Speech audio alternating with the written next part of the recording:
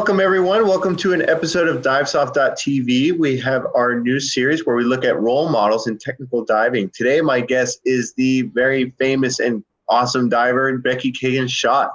So thanks for joining us today. It's been a year and a month since we had you on Dive Talks.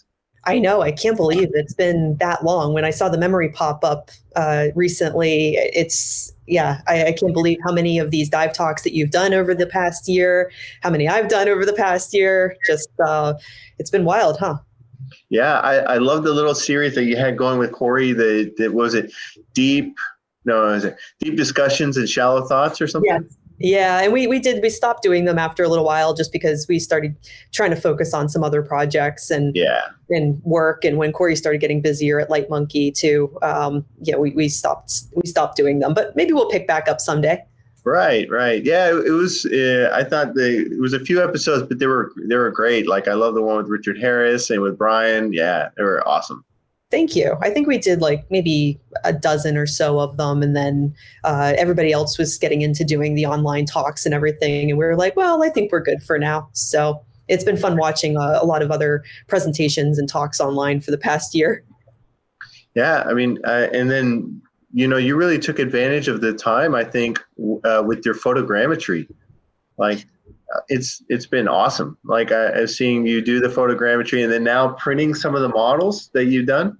Yeah. So last year when everything locked down, I started getting into the 3D photogrammetry, and it's something I'd wanted to learn how to do for a long time, maybe 5 or so years. But I just found myself so busy all the time that I couldn't really sit down and dedicate the time I needed to learn the process. So that was a really great time to learn. I was scanning and modeling all kinds of objects around my house for months, and then finally got to apply that later on in the summer to shipwrecks in the Great Lakes. And then I've almost done all of Dutch Springs. So it's been good practice and it's fun. And then my husband, Dave, got a 3D printer, and we've been 3D printing the shipwrecks that I've already done. So that's been taking it one step further and making it even more interesting to like hold the wreck in your hands after diving it, photographing it. So it's a neat process. Yeah, it's been really cool. So it's great that you've been definitely using your time to kind of really take that step, learn a new skill and take it even further than that. So really cool. Thank you. Well, somebody recently asked me, they're like, well, how do you handle failure? And I'm like, well, like technically 2020 wasn't failure because there's nothing anybody could do about it, but you can control what you do. And by learning a new skill, for me, that kept me busy and occupied and, kept my mind going, and it set me up for hopefully down the road in the future, I can use this new skill on any of the documentaries that I work on or scientific projects, things like that. So I feel pretty good about it. Yeah, I mean, that's a great way to put it. And, I'll definitely want to talk a lot about, handling hardships and handling failure because, if you're not, I'm a big believer in progress is the key to fulfillment. And so if you're not, you need to keep growing, you need to keep developing, keep your mind sharp and whatnot and stuff. So it's important to learn how to handle with it. And I think a lot of people today, they sometimes there's a lot of pressure to be successful all the time. So, and they get used to being successful. So when they get one failure, it can be a little bit shocking, I think. Yeah, absolutely. But you have to learn how to deal with the failures so that you can enjoy the successes that much more. And you learn from failures. I mean, if you're always successful and you never fail, then, hey, that's amazing. That's great. I'm certainly not that person. I've had a lot of failures, but I try to learn from each one of those failures and take something away from it and move on. And that's called experience, right? When you can take all that and learn from it and hopefully not have it happen again. Or if it does, you go, oh, well, I know exactly how to handle this. So just have to take everything a little lighter. Yeah, it's it was so a little bit more on it. We used to get you'd have the new astronaut candidates come in at the neutral buoyancy lab, and they would get in the suit for the first time. And there's really not a lot of things that can prepare you for working inside the EMU. You're wearing the big bulky mitts and everything. But I always compared it to technical diving with like stage bottles and a rebreather and stuff. And a lot of people, they have such a hard time with it. It's the first time that they're dealing with failure. And it's like, man, I remember the first time I started strapping stage bottles on, first time in the rebreather, it's a, divers get a kind of an interesting perspective in dealing with heavy equipment and struggling, and it's important. I still have, one of the things I love about being an instructor is practicing skills over and over again and demonstrating them in classes, because selfishly that just keeps my skills like really proficient. But I won't lie, occasionally I screw something up and I kind of have a little chuckle at myself, but then I go, well, this is exactly why you're practicing, or this is why you're doing it. But you have to be able to like sort of shake it off a little bit and go, no, I am a good diver. I know I'm a good diver, but hey, I didn't do this very well, so I should practice this, or I should shake it off and do better. Because I do see people, like, if they mess something up, or if they kind of get in their heads about it, and then they don't end up doing well, and it really bothers them. They can get so frustrated or even cry, and it's like, well, just calm down and it's okay. Like, that's why we're here. Let's keep practicing and getting better. Yeah, last week we had a dive that, like, it didn't, every aspect of the plan went wrong, and it was a pretty hairy dive, and I found myself getting so frustrated. Yeah, you have to be able to, you can say your mantra, or you can kind of do whatever, but basically calm yourself down, get out of your head, like you said, and focus on the task at hand, or the next step, or okay, let's find an alternative. Yeah, I mean, like little mistake type things, you go, okay, it's fine. Just brush it off and don't get so wound up that it cascades into, more issues, or especially getting in your head. And then it's hard to get out of it when you're like, oh no, I screwed this up. What else am I going to screw up? So, my biggest advice for the day, just brush it off, shake it off. Yeah, there you go. Yeah, I mean, and it's good advice. But, so, enough about failure for now, right? Something that I want to talk about is basically, you work as a diving professional and a technical diver and a photographer, and I think a very successful industry professional. And it's a very non-traditional path in a very niche kind of industry.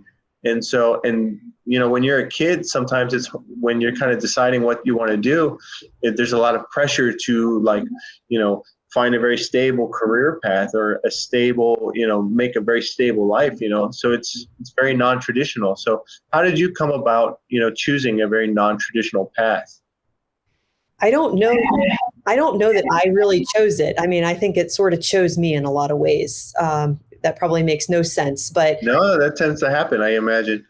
Yeah, I don't know that you can just, be a kid and say, yeah, I'm gonna do this. I mean, I actually did do that in a lot of ways. I became a diver when I was 12, and I remember sitting in my open water class and looking up at the instructor, Sue Smiley, and I was like, I'm gonna be her someday. Meaning I definitely knew from that moment I wanted to be a scuba instructor. But I don't even know that I was thinking career at that time. I was just thinking like, I love her. I love what she's doing. She's doing something really fun.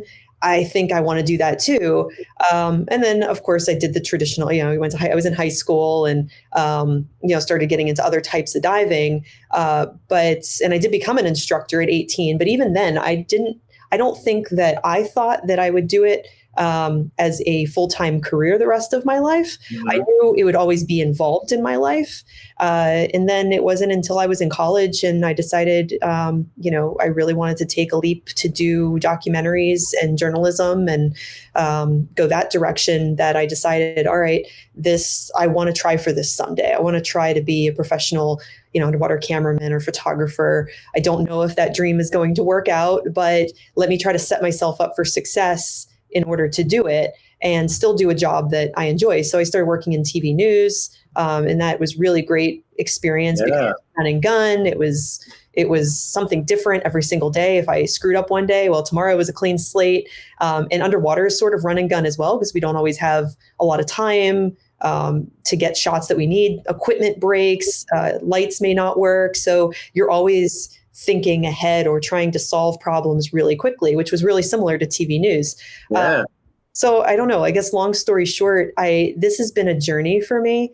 It's not something I think I ever sat down and said, I am going to do this. It sort of went, oh, hey, I can take some pretty pictures, or, oh, I'm getting good at this. Maybe I should think about doing this professionally, or some companies are starting to buy some of my work. Maybe I Yeah. really can do this professionally, because up until that point, it was just a hobby and something I did for me and something I really enjoyed doing. So I think no matter what you do in life, make sure you're enjoying it. And then hopefully, if you work really hard, somebody takes notice and you can take it, turn your dream into a career.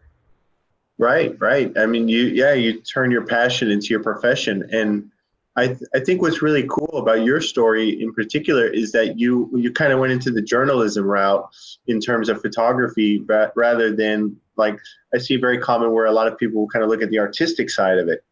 And you kind of looked more in the story.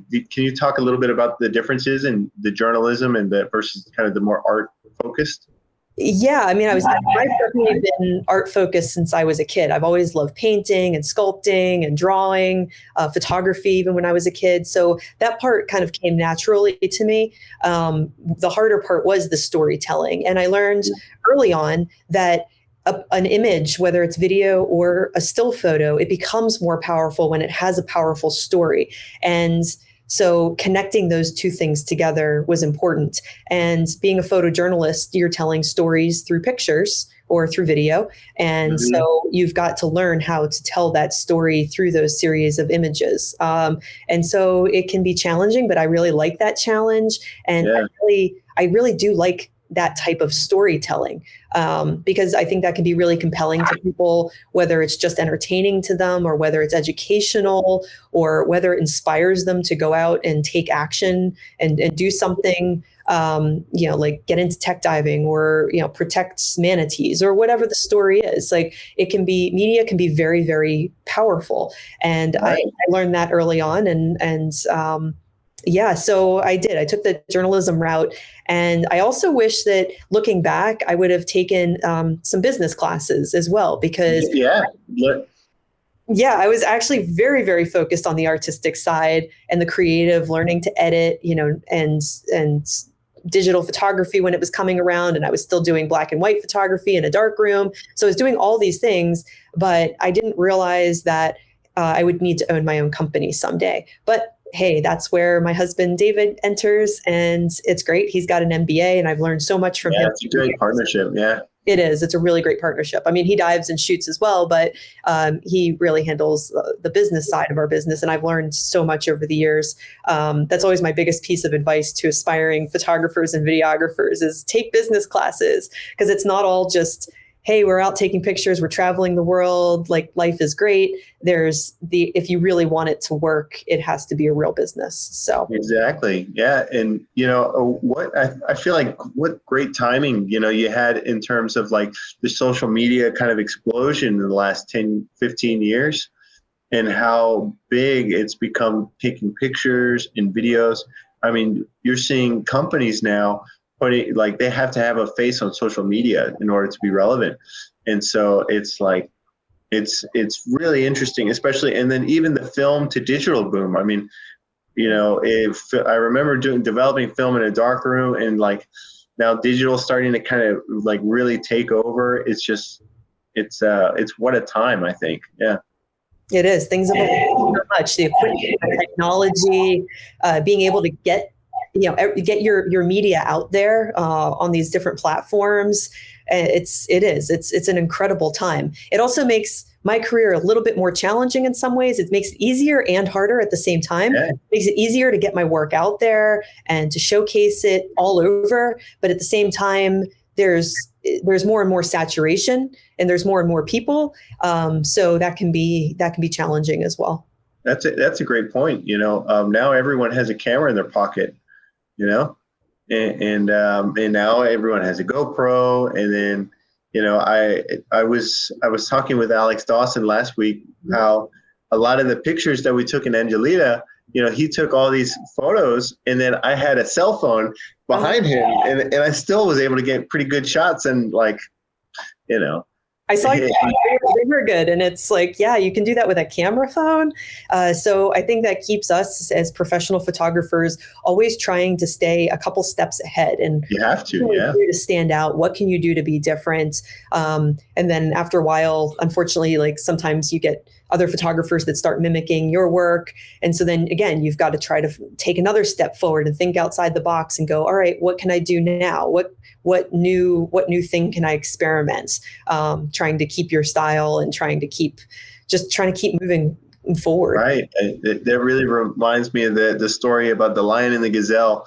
They both wake up and they gotta, the lion has to hunt to eat and the gazelle has to run to survive, and so it's like either way you wake up, you got to be running, you got to stay ahead. And I like that everywhere. And, no matter what career you're in. For sure. My brain never stops. And I don't know, maybe that's also why I've been successful taking this unconventional route. It's because I'm interested in so many different things. I like variety. I like teaching. I like doing video photography. I like travel.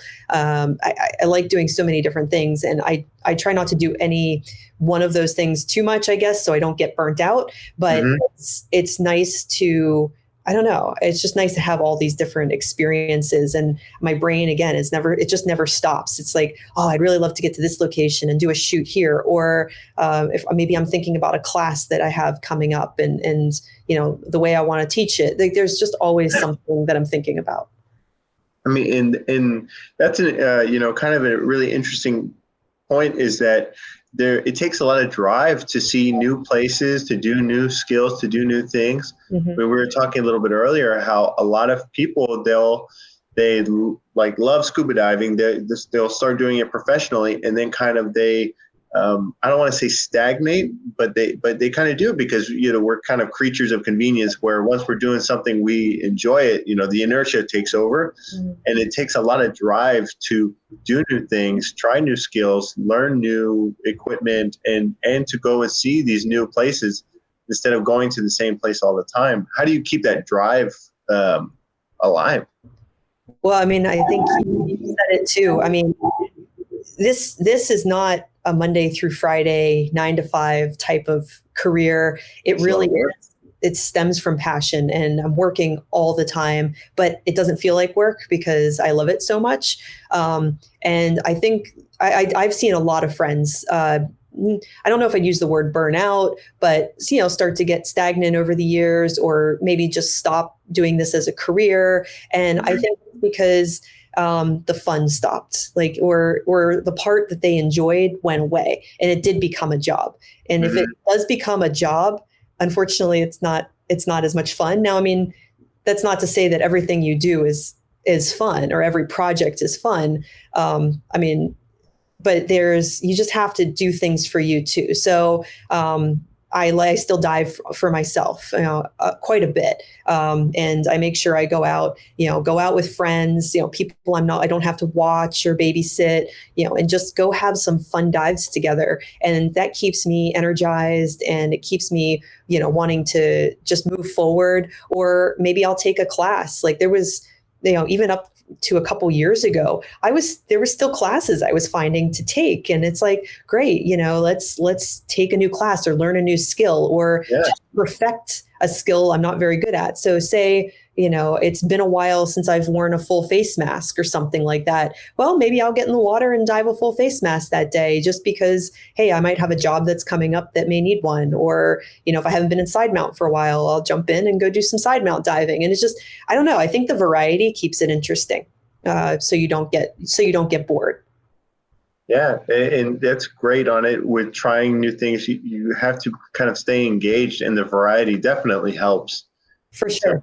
In different environments too. I mean, I'm not just a cave diver. I'm not just a wreck diver. I love diving under ice. I don't mind going to the quarry. I like a lot of different environments: warm water, cold water, sea lions, sharks, whatever. And that really helps keep it interesting for me too. Because I do notice, like, if I just do a lot of cave diving, I really don't want to use the word bored, but I start to go, okay, I'm ready. I'm kind of something different. And then I move on to doing a lot of wreck diving, and I'm like, this is great. And like creativity starts flowing, and, just, and I love that. Like when I just start feeling those creative juices. So then after maybe all summer wreck diving, well, then I haven't seen life for a while between the caves and the maybe Great Lakes shipwrecks. So then I'm ready to see, big marine life like whales or dolphins or sea lions. And again, it just keeps it interesting.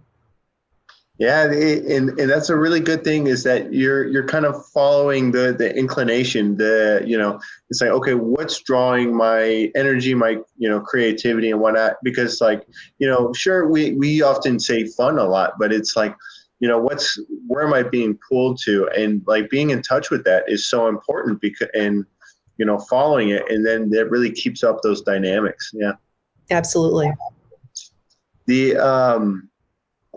And so we're kind of talking about being like role models. And so it's, and that's something that I've harped a lot before in talks and like with students, is that the importance of being a role model, even if no one's doing the right thing, even if no one is looking, because you have your diving professionals, you're, an influential person inside the industry.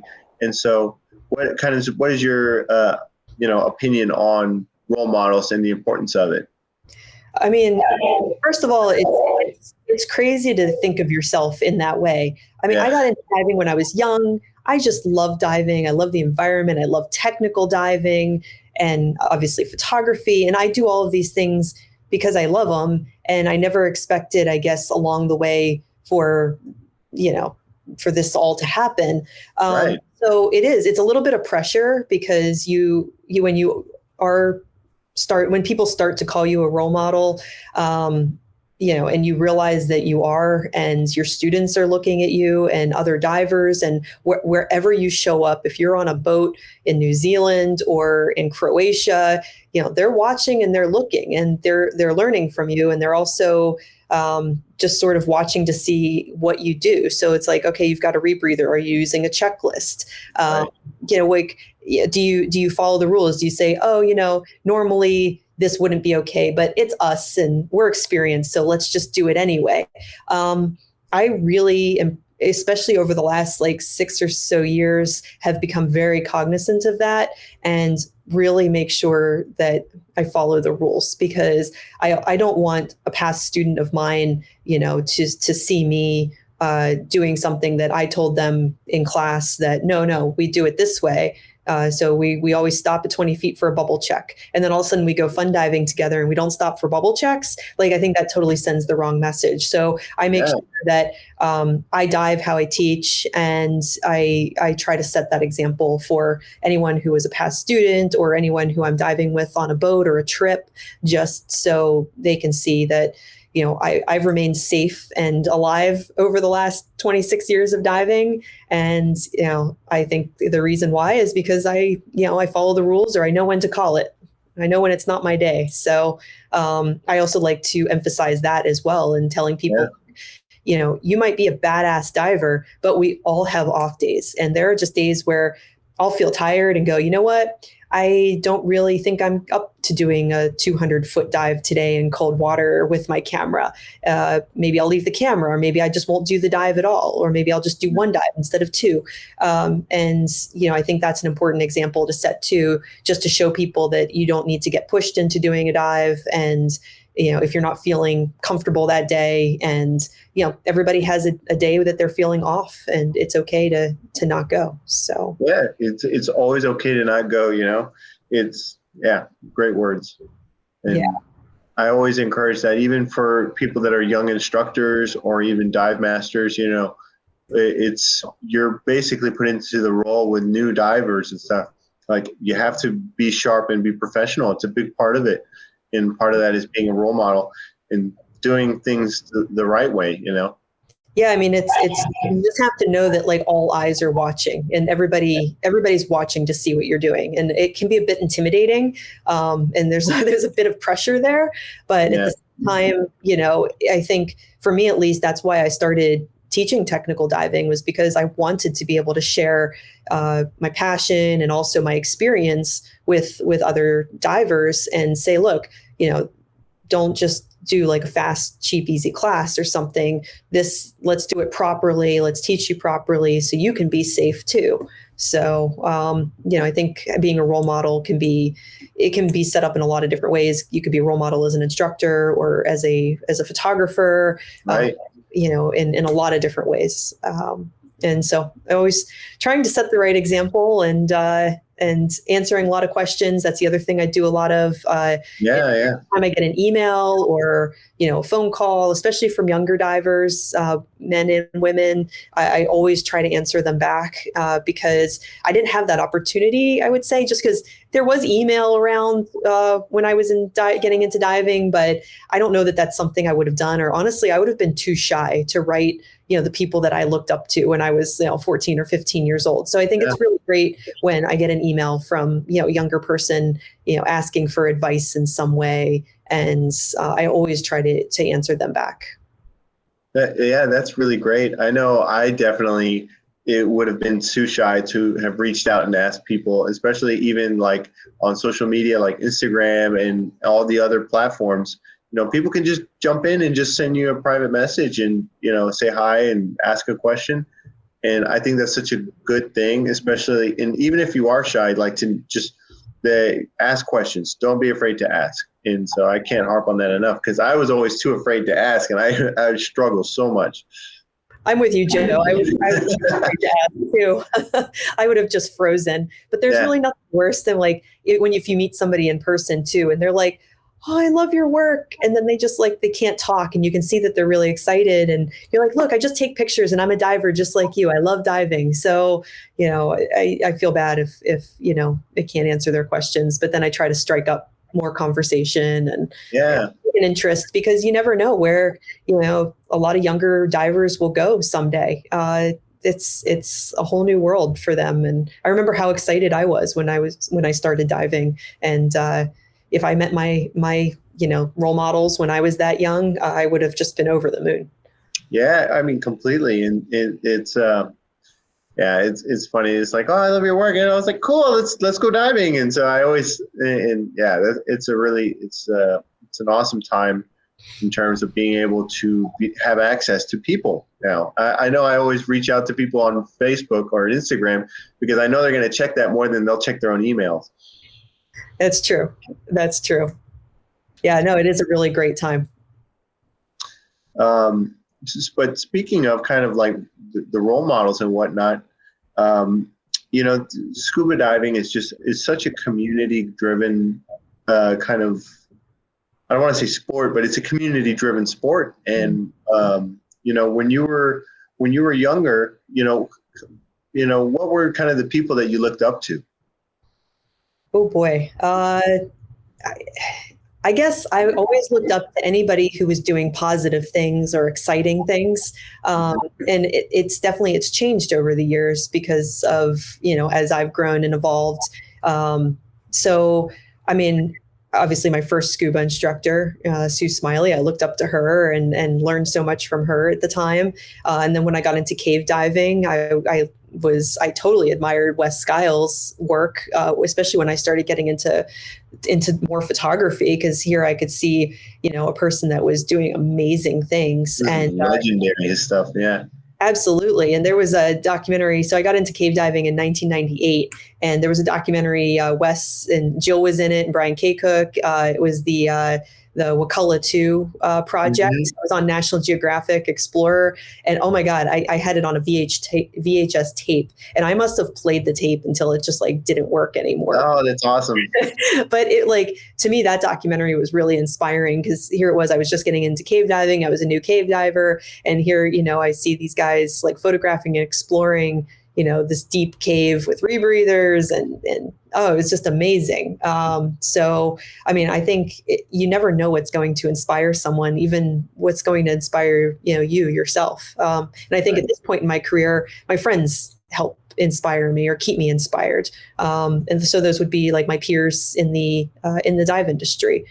People like Faith Ortiz and Pete Mesley, just good friends and, seeing how ambitious they are and how they just keep pushing forward. And, just that keeps me going and that keeps me positive too. And I like surrounding myself with those types of people.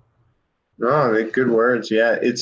I was telling someone yesterday, I was like, it's so important that people that you surround yourself with, because they really push you and they influence you. Yeah. They do. And even though you're an industry professional, it doesn't mean that you still don't need some, pat on the back every so often, or a little, Yeah. a little encouragement, especially with what's gone on in the past year. It's been very difficult for our industry, and, with everything, for me at least, almost everything that I do has been affected by this. It's been everything that we've had to do in the past year has been a struggle, like pushing forward. So, it's nice to really see who your friends are and know who your friends are. And even if you can't see them right now, just, having Zoom calls or talks or, mailing things to each other, it can be really uplifting. Yeah, I 100% agree. I mean, these like live streams have always been great in terms of like getting to see a lot of friends and whatnot. And, I think it's exciting to see that.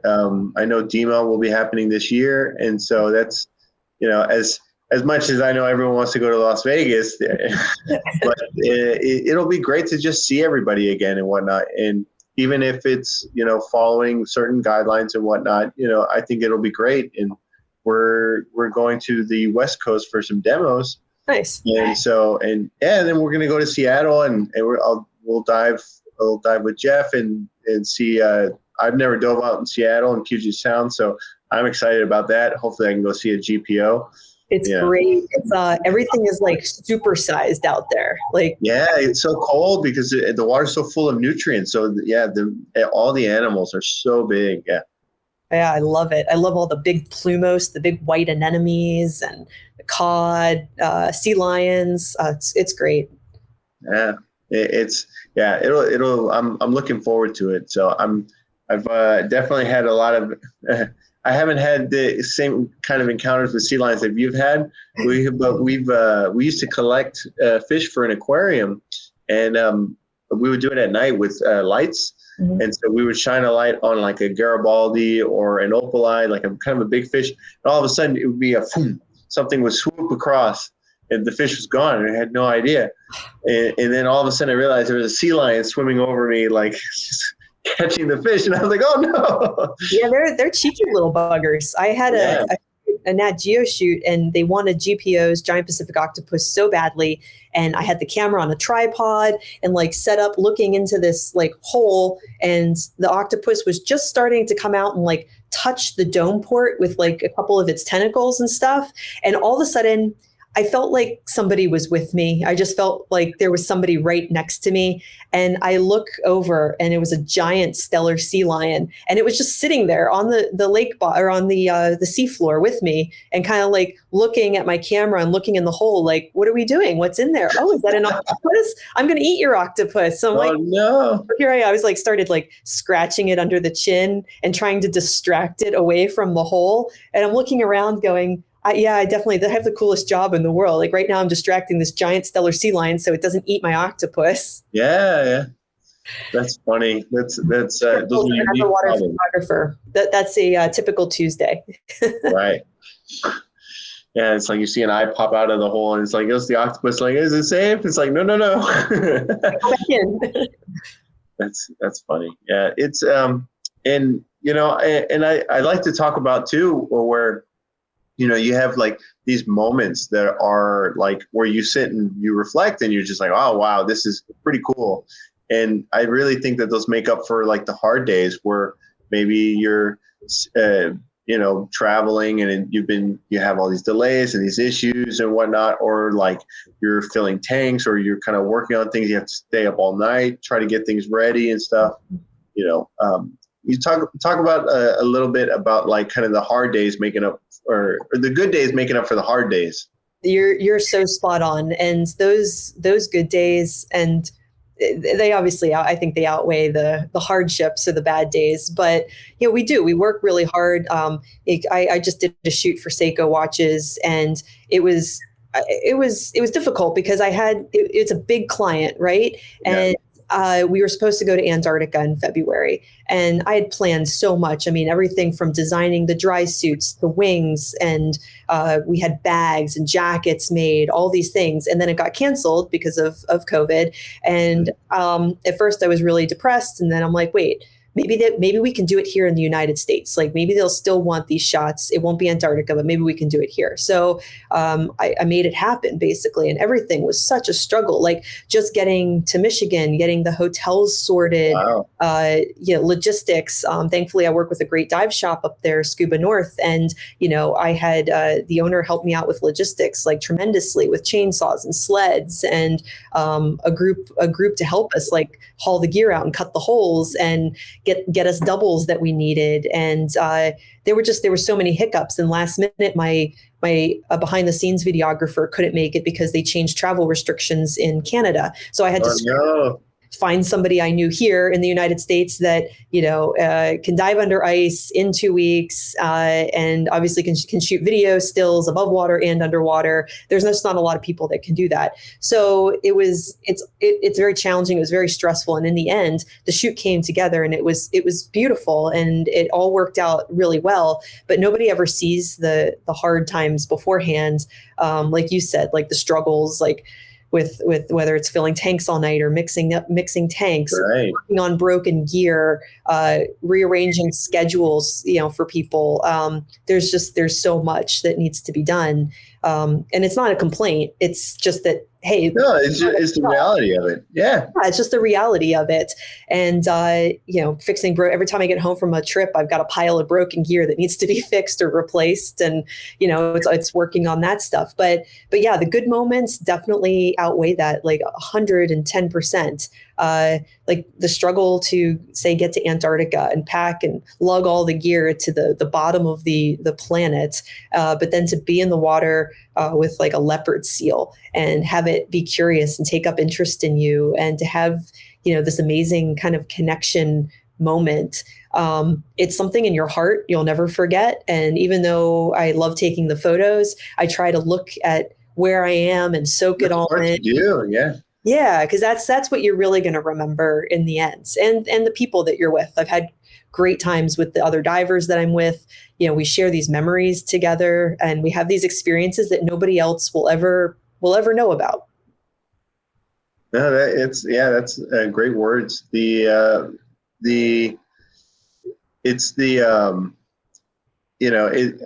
lose my train of thought. Those hard days, they do, they make it worthwhile to know, like, okay, we're going in this direction. This is going to be the result. And so you kind of have to remind yourself, but at the same time, it's just like, it's diving or at least this kind of industry, it can be utter chaos. And, like I've definitely experienced that so much where I'm like, okay, it looks like nothing's going to work. I don't know how it's going to work, but I know where we're going. And then you're basically just carrying all the pieces, and then you carry across the finish line. And you really do. Basically, failure is not an option. You're going to push forward. You're going to make it work. However you can make it work. I mean, I've been leading trips where, I've taken a whole bunch of spare gear down to like a spare wetsuit, spare rags, and I'm literally like taking pieces off my own gear to like make sure that my divers on my trip can still dive. Like, yeah. I've even given away my extra wetsuit because somebody's wetsuit zipper broke on a trip. It was like, well, here, take my wetsuit. It should fit you. So you're just always, just trying to, pick and however you can make it work, push forward and make it work. Yeah, you over time, you really see the value in kind of investing in particular things, mm-hmm. Like, for example, like, oh, if I buy a nice watch, if I spend the money on a nice watch, it may not perform as well as a cheap Timex or something like that. And you're like, well, I could have put that money on other things. And then you're like, oh, this is a problem that I have all the time. This piece of equipment is, at least going to fix it. But then you may find new problems and whatnot. And like, what was it, for example, the other day we were doing a stream and all of a sudden the mouse on the laptop stopped working. Oh, no. And so I was like, we were going live in like a minute. And so I just kind of kicked it with the keypad and just made it work. And then like, okay, cool. I just can't end the conversation anymore. I hear you. But I mean, I think I'll just go back to what you were asking about, like even just being successful in this industry, or doing it for a living, is that failure is not an option. You just kind of keep, you dodge these, or you have these hurdles that you go over, and you just keep taking different paths. If one doesn't work out, you just change directions and go a different way. Or, here you are, if you are like in the position that I am in right now, or if you're a trip leader, or if you're an instructor, you have to make things work. You can't just have people that have traveled from all over the world to come dive with you in a destination and then say, oh, sorry, we don't have enough tanks, or we don't have the right type of tank that you need for your specific rebreather, or whatever. I've even had rebreathers, other people's rebreathers break on trips. And it's like, all right, let me use all the contacts that I possibly have to try to find you this spare part, wherever we are, so that we can keep going, just so they have the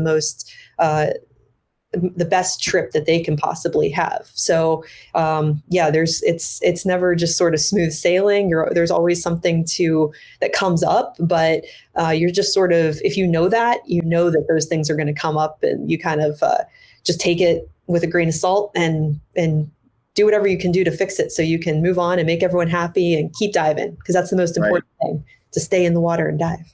Right. And resourcefulness is more important than resources, It is. Well, it's really fun. I think a lot of kind of the ingenuity you see and stuff, at least in this industry. And I imagine in photography and filming, it's just like, you have to be very creative. So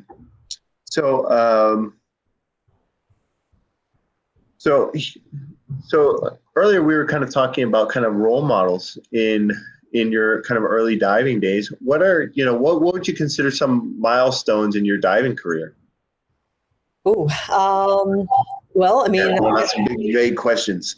I know, that's like 26, 27 years of milestones now. Yeah.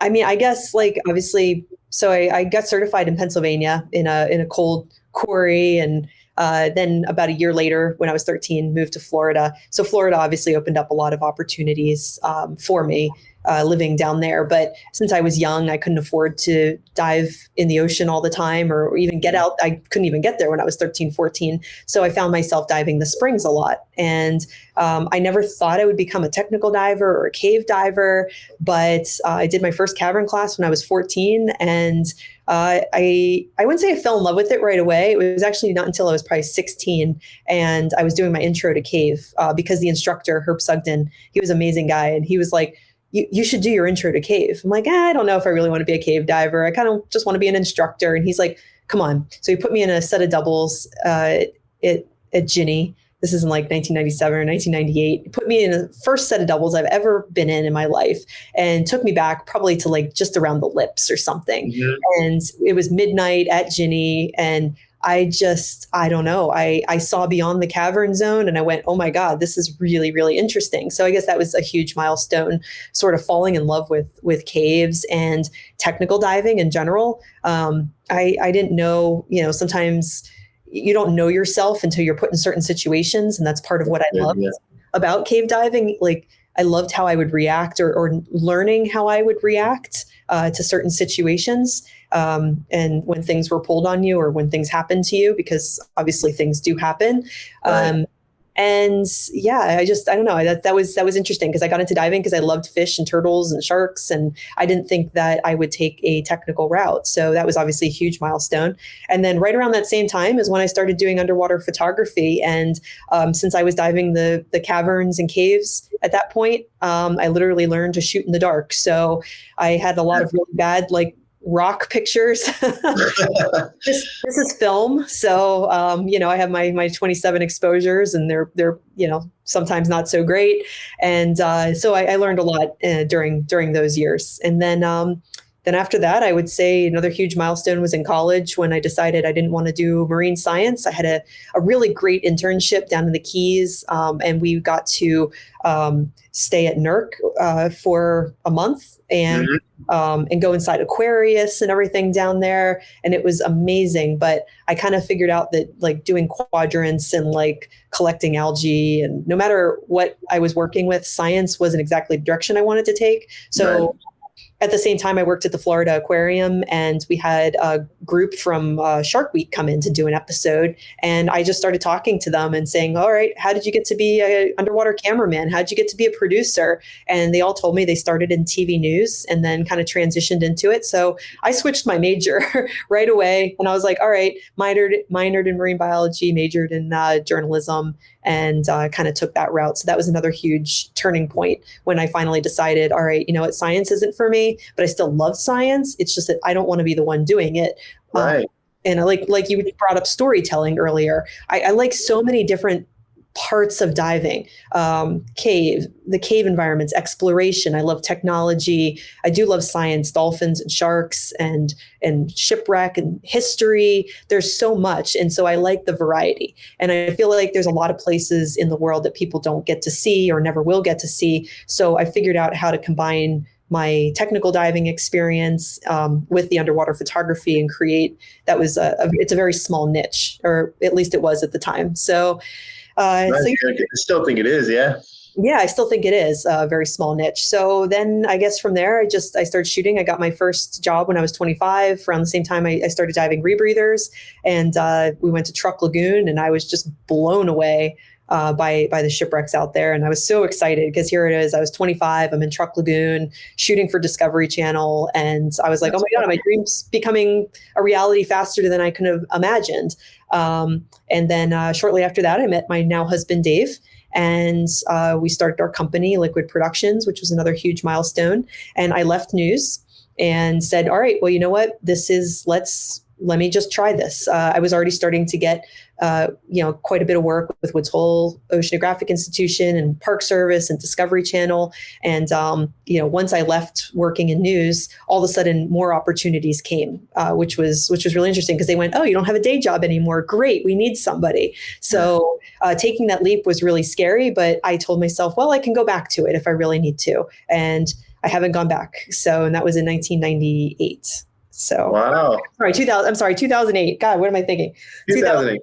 Yeah. Still, let me get my dates right. 2008 is when I left. Then after that, about 3 years later is when we won our first Emmy Award. So that to me was huge because, obviously because it's an Emmy, but it also told me that what I'm doing, we're on the right path. Like, it's not just fun. It's not just a hobby. We're not even just getting paid for it, but like people like what we're doing. And that was a really huge accomplishment. Right. It's huge. And so but you can see where like, okay, things are moving forward, things are going, it's all telling you that you're on the right path. And then an Emmy is just really like, okay, let's put the gas on, keep going, and so that's very exciting. And I think Milestones is like an understatement.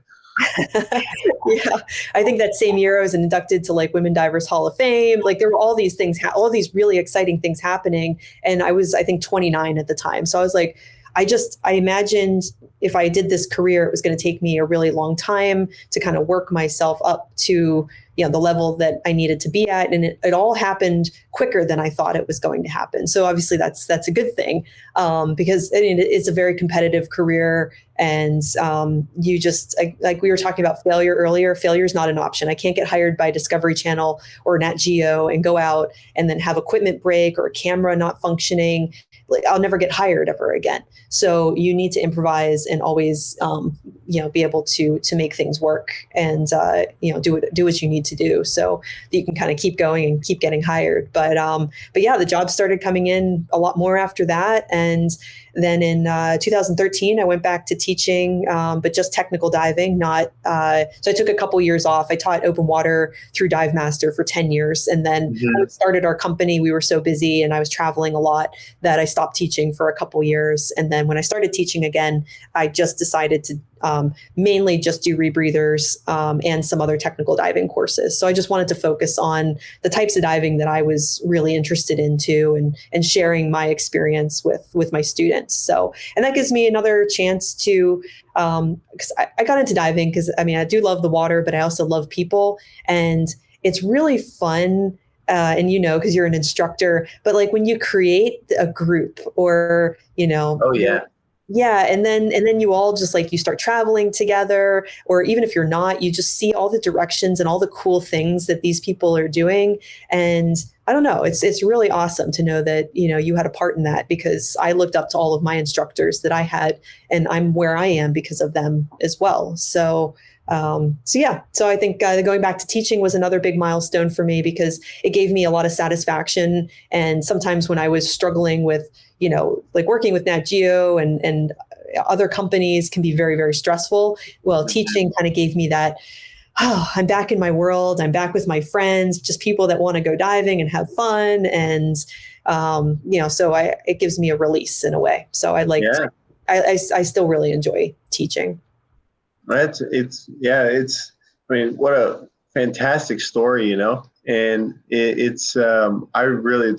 teaching has just been fantastic, and, working with the community and whatnot and people. And so it's not for everyone, but when it's for you, it's fantastic. And, especially, you build the camaraderie, and then and like you said, you travel together and whatnot. And it's really good is an understatement. So it's very fulfilling. Yeah. At least when I started diving too, especially technical diving, there was a lot more mentorship than there is now. And so I believe I don't always have the time, let's say, to like keep diving locally with somebody, or if we do classes in Florida, people come from all over the states, all over the world to do classes. So I can't always continue diving with them. But if we do trips together, then it sort of reinforces the training, and they can still ask questions. They can learn from other past students that I've taught, and it really just creates this really nice community. So I think it's important not just to train people, but to keep them diving as well, and keep them interested, and give them different ways of doing that. So good words on that. It's really good. So, well, wonderful. Well, I think we've been chatting for 56 minutes. And so, I think we got a lot of great content. I don't know. Is there anything else that you kind of want to chat about? I'm always very one-sided on this. I usually kind of drive it and stuff, but I've been leaving it a little bit up to. Is there anything you want to talk about? Yeah. 12:05. Trying to think. You threw that one at me. No, I just say, enjoy diving. People should enjoy diving. Don't worry about certifications so much. And I see so many divers going too fast, too soon. And I think it's really important to just slow down and enjoy the journey. We were talking about getting burnt out earlier. And I think that's one of the ways that people do get burnt out, is by doing everything all at once, every class within a year that they can possibly do.